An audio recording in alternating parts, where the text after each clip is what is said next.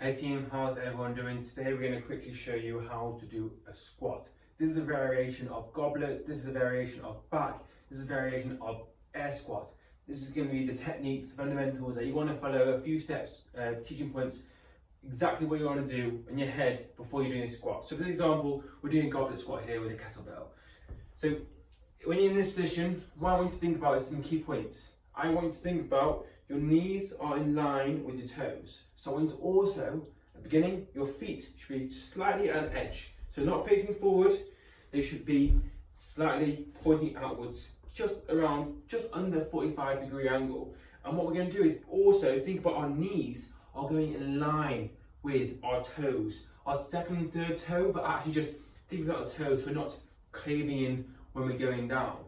When we go up and we go down for the squat, one thing I want to think about, I'm going to show you the other way, is also bending at the hips first, not the knees. So sometimes big mistakes could be, is you bend at the knees first and your knees cave in. What I want you to think about is breaking at your hips first, so I'll show you the other side, and then knees, go down, look at pointing the knees on line with the toes. When you come back up, I want you to think about pushing off from the ground. So it's not bringing it back first and come straight, that's going to put pressure on your back. When you're in that down position, I want you to think about pushing off from the ground. So push from the ground, and you come back up. So the position I was thinking about is look at my knees and break my hips first. So you're not going down, this is not what you want to do, knees first. Break the hips first, so you slightly lean forward, and then break the knees. Think about that angle.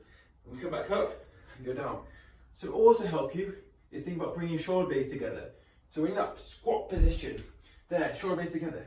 If you're holding dumbbell, if you're hitting your kettlebell, shoulder blades are together, you squeeze, think about your toes, your knees in line with your toes, you go down, you break the hips first, you come back up and you push from the ground, back to your neutral position.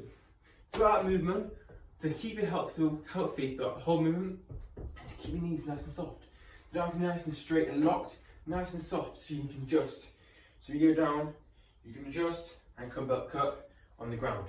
Now, if that is challenging for you, what you want to do is at the gym or anything, get a 1.25 plate and stand on knees. Get another one here. What that's also going to do is help you to decrease that angle and go further down if you're struggling. So, if you're not struggling, don't do that. If you find squats challenging, pick out 1.25s and put your heels on them when you squat down. Let's enjoy some colour.